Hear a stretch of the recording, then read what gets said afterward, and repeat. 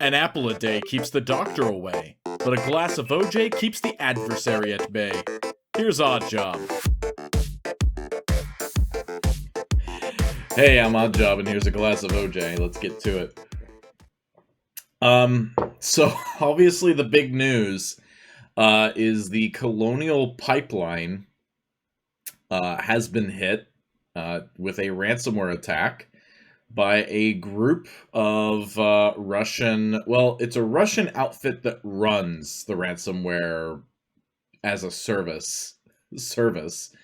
But basically, the entire southeast Colonial oil pipeline has been shut down. This is like the main pipeline that I understand. It's the main pipeline for America's oil supply has been shut down in the southeast. So we're talking like Georgia to South Carolina up to, I think, even Virginia. There's 18 states that apparently have been affected. The Department of Transportation has essentially allowed now truck drivers to tanker up on oil and gas supplies and be able to basically go between refineries to gas stations. Sleep restrictions are starting to be lifted. Overtime restrictions are starting to be lifted. But oh yeah, there's a lot of space still left in the tanker workforce because there's not a lot of tanker drivers. So there's going to be a lot of people incentivized to not sleep and to work overtime and to burn themselves out for money. Not in their best interests, honestly, because it's going to harm them or other people. And I don't know, you may see increased accidents. But so what ended up happening was Colonial discovered a ransomware attack in their administrative network. So this is not in their actual operations from a oil delivery, refining, any of that supply chain. None of that was hit. But their administrative networks were hit. So think of just the corporate IT side of things. Usually manufacturing or OT or SCADA, we kind of have these two separate ideas of where our systems are, and we've kind of got these IT lands that are like the serve the business and the corporation itself, the applications, the public facing stuff, all that stuff's kind of over here. But then you kind of have some air gaps. You should have some air gaps in segmentation between what's going on over in your actual instrumentation and devices that are pumping oil or delivering oil in the pipeline and measuring the speeds, the safety, and everything else, the quality systems, you may call them. All of that regulated, you may say regulated systems, even like all that stuff is like segmented away. Usually, now we have no idea, like Colonial has been very, very, very quiet about this. They've been letting very little out.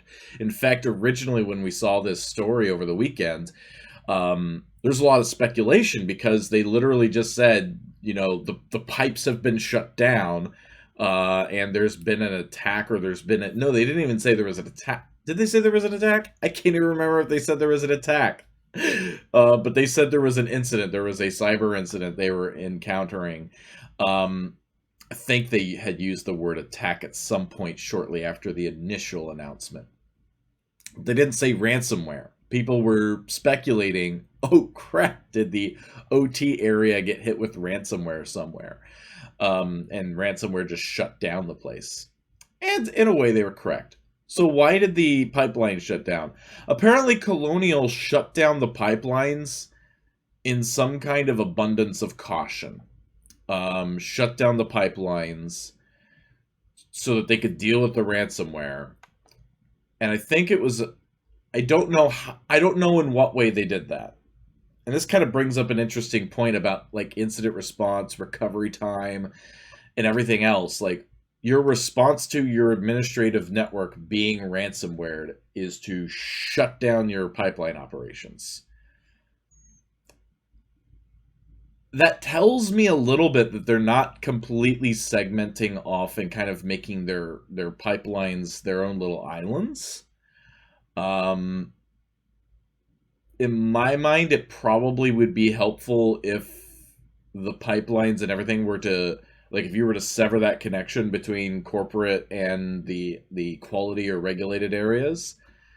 It would probably help if you were able to sever that connection, and then those things were able to operate. Maybe you had some out of band way of getting in then, so that you could respond or monitor or do other things. Um, that would probably help, because then you could keep operations going. Meanwhile, you're dealing with this incident over here, and you've insulated them. I don't know. I don't know Colonial's environment. I don't know what they mean when they shut down. Did they like just shut everything down, or did they sever that connection and that's they can't do that? Maybe they don't have that capability, so that when they shut down that connection, that shut down everything. I don't know. I think it sounds like they methodically shut everything down and probably hopefully segmented or shut some things off, but it sounds like that's what happened. They started pulling some plugs, is what it sounds like happened. That's a pretty drastic action to take in a response plan. Being regulated, they should have a response plan. How often it's practiced, I don't know. I don't know enough about the fuel industry and the oil industry to know what regulations they're under and what they have to practice every year to maintain compliance. Drink some OJ for your compliance, folks. When we say compliance isn't security, it's not necessarily security, but I tell you what, if compliance is making sure that you have an incident response plan and making sure that you practice that yearly and improve it yearly with your various teams, compliance is helping you make sure you do security. So let's pour one out for our compliance folks and thank them for doing their job, because we say compliance isn't security, or rather security isn't compliance. On some level, there is definitely a Venn diagram where there's a big overlap. We want to thank our compliance folks. I thank my compliance people every day at work.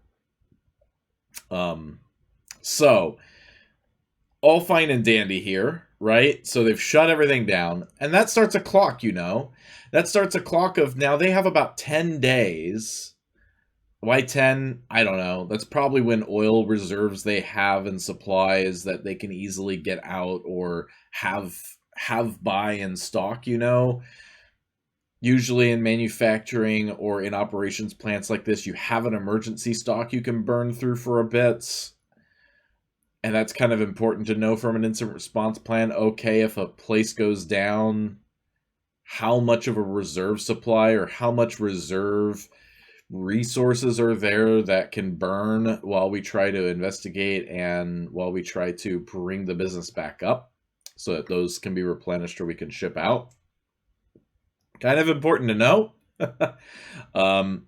Which kind of actually brings us to a big question. And so what do you do with this? So what do you do? You're not pipeline. You're maybe a hospital. You're not a regulated oil or energy company. What if you're a manufacturer? What if you're finance? What if you're education? What if you're government? What if you're local government, state government, federal government agency? Regardless of what you are and who you are right now, there's some big questions that this is a great opportunity to ask yourself some big questions right now. You saw what they had to do. They felt they had to shut down their pipeline to ensure their pipeline didn't get ransomwared, making recovery even harder. What do you have? What are you capable of doing? Do you have an incident response plan? Please, please, especially if you have a soccer and IR team, please tell me you have an incident response plan. Please tell me this. There are still people, I don't know who I'm looking to over there. There are still people who don't have incident response plans. And by that, I don't mean a paper where you scrawled over it. Yeah, call me as an escalation. That's not an incident response plan. An incident response plan lists out a lot of resources in the environment, in your company, the stakeholders who you need to talk to, the players that you need to talk to, the crisis team that you need to activate, which includes high-level executives. In this kind of a situation, if you had your main operation just shut down, that decision was probably made two ways. Either they have a really well thought out and well practiced incident response plan on this, and the CISO just said, shut it down. I'm going to call the CIO or I'm going to call the CEO. So that means that the executive team already bought into, yeah, if you've got to shut down operations due to this or whatever, we've said, yes, this is the way we want it done. That's a really mature organization that really, really, really trusts IR to shut down operations. I almost want to say that didn't happen. In fact, I'm going to say that probably didn't happen. It'd be really cool if that happened, though. That's a lot of power to have. But if everybody's practicing incident response, to be able to engage the appropriate people and to have that parallel action of, okay, go ahead and initiate the shutdown procedure and communicate that to the people who need to hear it to start shutting stuff down. I'm going to go talk to the CEO. And whoever you're reporting to as CISO, CFO, CIO, legal, audit, like whoever you're reporting to, you probably are going to start engaging that executive team and be like, hi, we've got a P1, a P0, a P, oh shit, right now, get in this meeting. Stop what you are doing. Your Q4 financial meeting does not matter. Your Q4 outlook does not matter right now. This is pertinent to that. So yeah, so tell me you have a crisis response plan. And that's the thing, is this is really a crisis response plan. And you've got to have a crisis team. And who's on your crisis team? Right? So you've got your response team. And so that's all your forensic investigation capabilities. That's your incident response retainer that you bring in, because you're probably going to need the extra muscle. You know, your IR folks are really just handling the day in, day out, blocking, tackling, sometimes more the advanced stuff, and they're trying to figure out where their limit is on, okay, we need to bring somebody else in. We can hold things off, or we can start getting things ready for IR to come in and tell us how this happened. Because that's what the IR retainer and forensics folks are going to be able to do. They're going to be able to take these systems and say, okay, we're going to map out, this is exactly how this attack went down. And that's huge for that after, but also to make sure you've cleaned everything up. And your team is worried about cleaning everything up. So you need someone else to come in and help you with identifying, okay, here's everything you got to clean up, because we've investigated and done breach detection and all this to determine this is how bad this ended up being.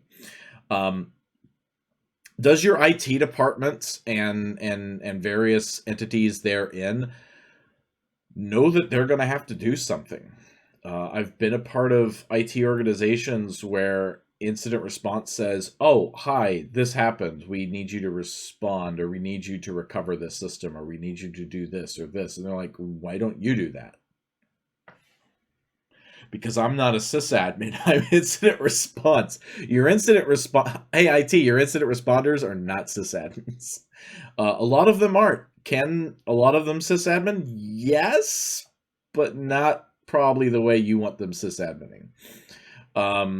You're going to be sysadmining, and you're going to be bringing stuff up. DevOps, this is your time to shine. Get all your stuff up. This isn't rocket science. Your people who are building things should be rebuilding those things back in. And there's going to be a lot of people who lean in. Your architects are going to start leaning in, bringing back their sysadmin / engineering experience. There's a lot of people who's going to be leaning in. And IR can help lean in, but they're probably going to be busy continuing to investigate, document, preserving for evidence, on and on and on. When do you call the FBI? I mean, that's kind of down the road, but from the IT knowing that they need to recover things. But when do you call the FBI? When do you call DHS? When do you call the FTC?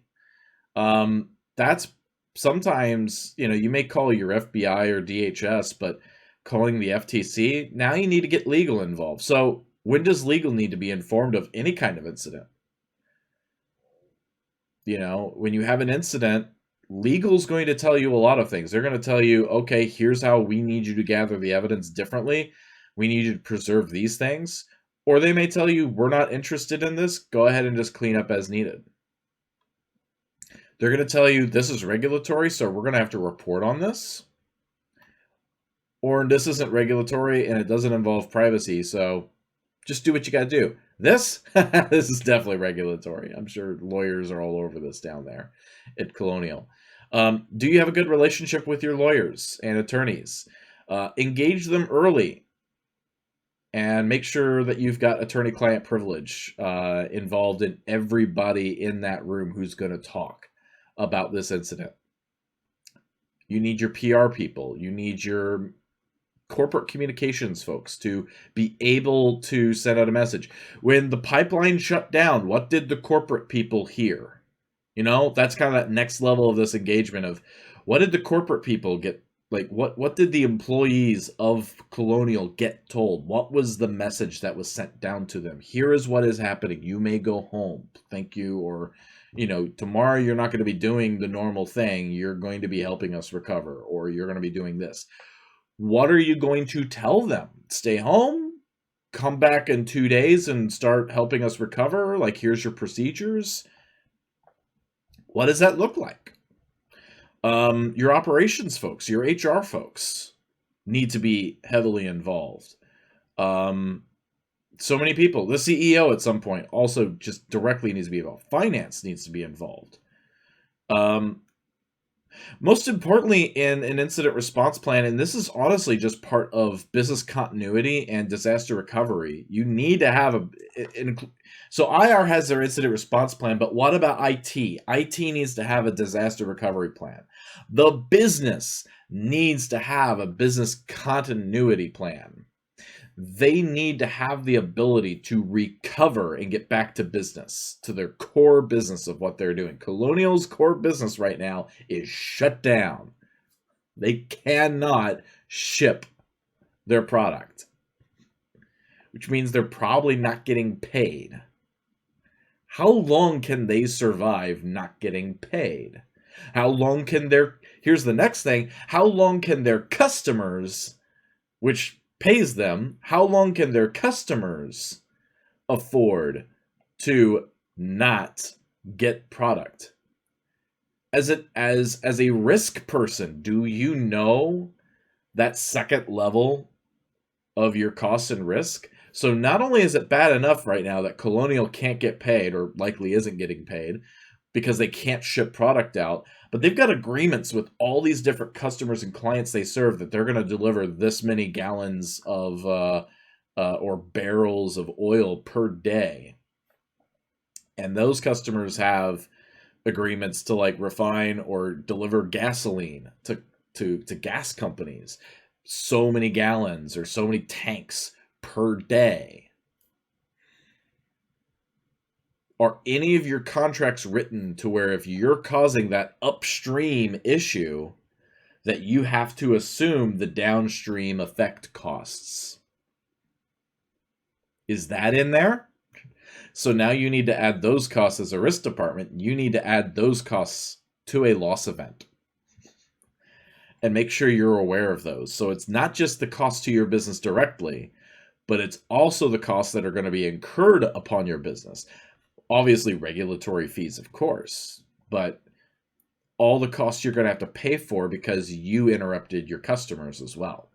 That happens a lot in manufacturing, right? If you've agreed to deliver this for this price, whatever you're not delivering or in breach of or void of, you may be required to actually pay up or, ship free product, whatever the case may be, which is a loss of revenue. You had costs where you didn't get revenue, so that's a loss of revenue. That you're eating cost as a business. And this is where we keep going back to security is part of the business. Security is part of the business and needs to become part of the business. A lot of people in security come at this from they were once a pen tester and now they're allowed to sit inside a company's environment and help them.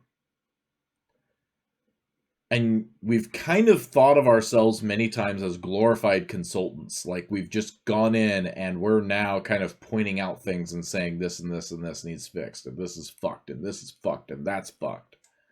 You're all fucked. We like saying that. We just like saying that to people. You're fucked. This is not a video for those under the age of 18, and it's not always business friendly. I'm sorry. Make sure you have earphones on while listening to this if you're in a corporate setting. But we need to remember constantly that we are a part of this business, and we're honestly here to really save the business. This is where we get to jump in as super people and jump in as superheroes and really help save the business and really make sure that business gets back running. This is us. This is, from an incident response point, this is what we're here to do. And you need to know and have documented and have procedures on what does the business care about getting back first. So this kind of gets back to CISSP, if you've ever taken that or studied for it. Your recovery time objectives. What are those? Do you know the time to recover that you need to have? And that time to recover is based on lost revenue. I will assure you that your company is not going to be satisfied with just breaking even for the quarter. Your company is not going to be satisfied with just breaking even for the quarter from a monetary perspective. Sometimes recovery time objects aren't revenue based. Sometimes they're regulatory or regulation based. Sometimes they're not based on that, but they're based on contracts. Maybe there's so many gallons that Colonial has to deliver, or else they lose their contract. Kind of hard to imagine because they're like the main pipeline down there in the southeast of the country, so it's not like you have someone else to choose. But if you're a manufacturer of parts, they can go somewhere else. Maybe now this contract gets voided and you lose that customer altogether, and they were a major revenue stream for you. Now you just lost your major revenue stream. So before it even comes down to, actual lost revenue, it's the future lost revenue that you're actually worried about. An entire line of business being shut down permanently. Yeah, that would be terrible. Or and I know all the hospital people are looking at me going like, yeah, it's not about the money. People can literally die. Okay, cool. Yeah, so in a hospital, your recovery time object, I have never been in a hospital environment.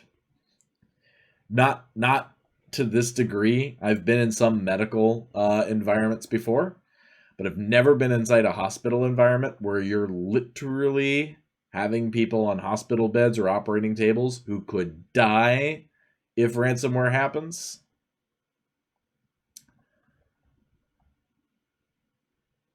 One body is too much. Your recovery time object obviously involves money, but it involves lives. It involves real lives, or it should involve real lives. And they always say the question is how many people have to die or be harmed before someone does this? This is where it can get on people's consciences of how many people died before you were finally able to bring back the network or bring back service.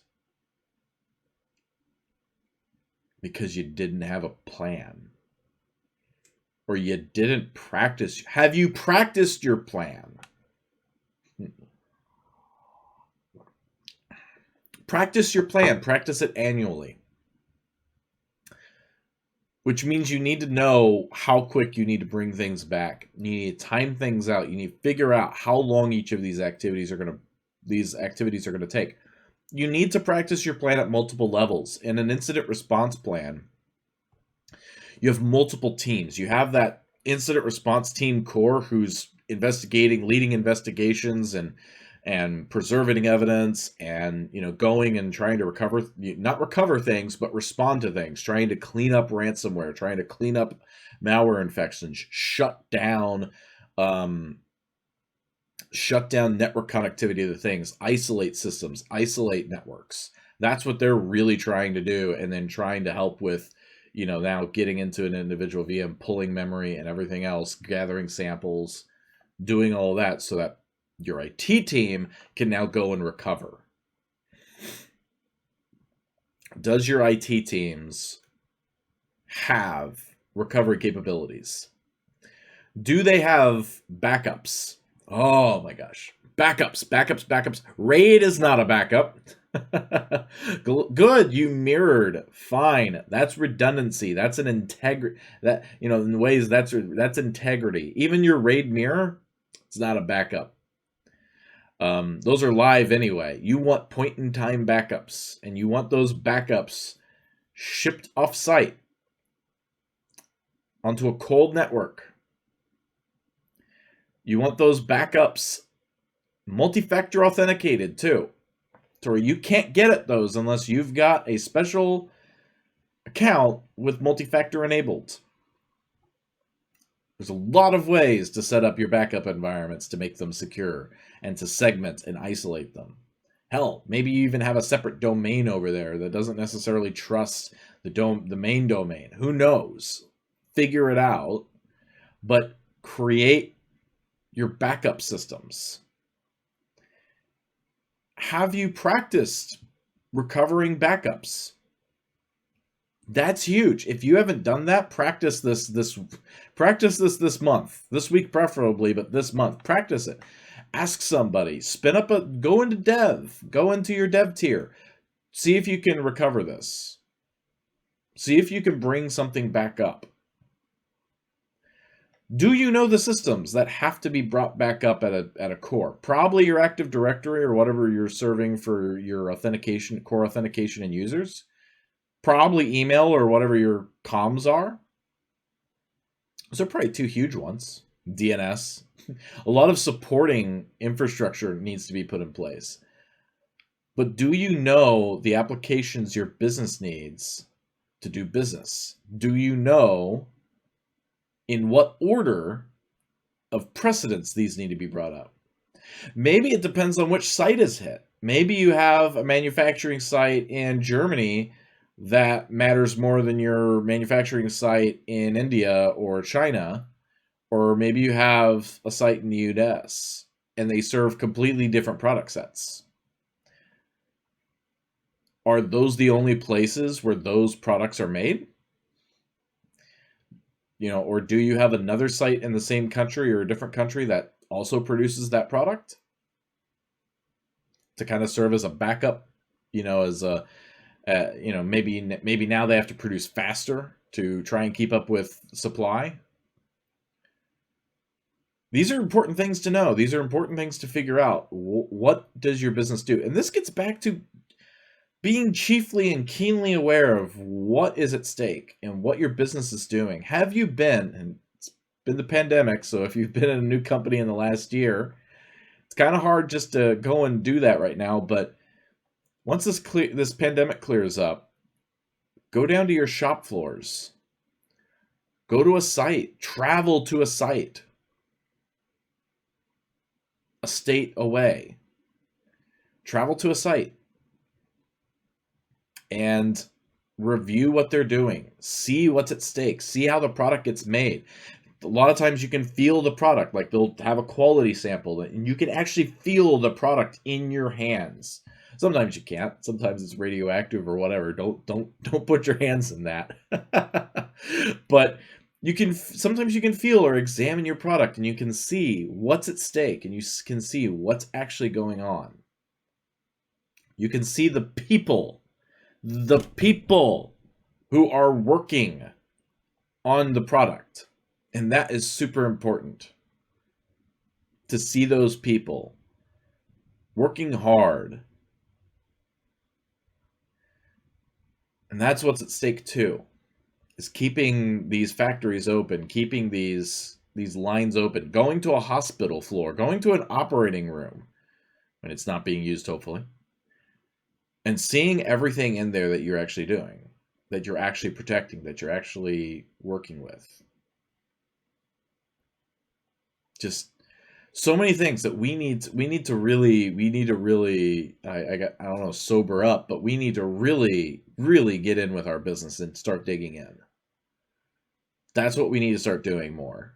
If you're not already, is getting in with your business, rolling up the sleeves and start saying, what is going on? Because you're securing the business, but what does that mean? What is the mission of your company? Is that's what you're securing. The products, the services you're delivering, your customers. Hell, go out with a sales rep. Go out if your regulations allow. Go out with a sales rep. Meet customers. Wouldn't that be a blast to go out to customers and to shake hands with them and say, "Hi, I'm on the security team. I help, or I'm director of, whatever security team, or I manage the incident response team." Shake hand, well, maybe not shake hands, bump elbows with the customer and say, "Hi, I help make sure this product gets to your door. I help make sure our factories can stay open and make sure your stuff comes to the door." That's going to be huge for you to see the people you're actually serving, to see their customers going and getting the product that you provided.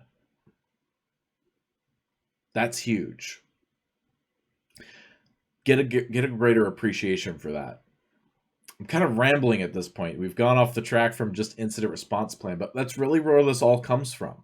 That's really what goes all into an incident response plan, is being aware of all these things that are going out in the business, understanding what's going to be impacted, understanding who's going to be impacted, understanding what cost is associated with that. And if it means anything, apparently this ransomware is a business too. And there needs to be an entire glass of OJ on this. And that will probably be the next glass of OJ, actually. I have a couple glasses of OJ written down on a piece of paper that I got to do. But yeah, this is the next glass of OJ. This will be part 2, I guess. What do we do about ransomware? And what do we do about these scams and massive operations? Because these ransomware companies, they really are companies. These ransomware companies are just so huge. How do we deal with them? How do we finally solve the problem? Because some of these vendors are coming out now and going, "Oh, if you only had our magic box. Oh, we've detected dark side ransomware since 2020. Colonial could have had us and prevented this whole thing." Shut up. If you're a vendor sending out emails right now to your customers or potential customers saying, "Oh, buy us. Colonial could have, used us to prevent this," or, "Oh, you can use us to prevent the same thing that Colonial's going through." Shut up. Shut up. You are not a valuable vendor to anybody if that's what you are doing right now. Shut up. Prevention is great. Prevention is an amazing thing to be able to do. But there is a point at which, from a business perspective, the dollar spent on increased prevention produces an actual prevention value of lesser and lesser and lesser and lesser increase. It's important to review your architecture, see if there's gaps. It's important to make sure your controls are in place. But at some point, an advanced adversary is going to get in. At some point, even something like DarkSide, where it may or may not be an advanced adversary getting in. At some point, a user clicks on stuff. At some point, something just gets through. Your bigger investment at that point, as IT people and as infosec folks, as a CISO, your primary investment after, once you've got some prevention in place, actually before that you should really focus on your response, but even after you've put response and then prevention, go back to response, recovery. Make sure you've got those plans invested in. Make sure you've got those practiced. Make sure you practice them at executive level. Make sure you practice them at a level. Print out that incident response plan and all associated procedures needed to recover systems. You can't use your incident response plan in the middle of an incident if it's ransomware.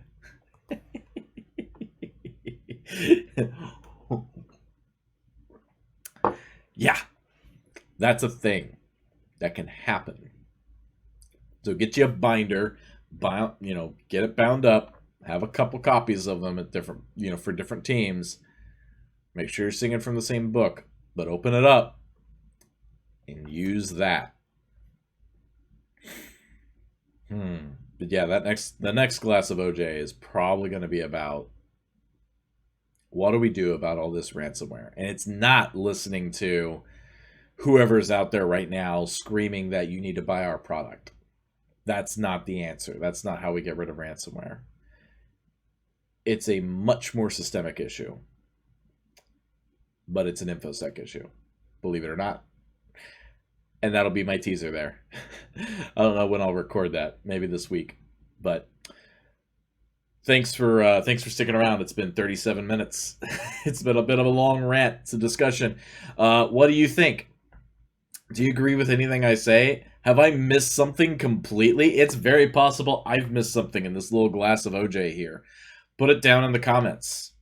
If you saw this tweet, if you saw this LinkedIn post, reply to it and say, hey, you're totally off base. Hey, I agree. I've seen this happen. Tell us stories. Let's have a conversation about this, because this is very important for everybody to be able to talk about. Because until we get our businesses ready to respond, they're never going to be ready to respond. And who knows if shutting down the pipeline was the best response plan for Colonial. They're the only ones who are going to know that at this point. But, could you do better? What's your plan? Do you have one? Think about that, and I'll see you in the next one.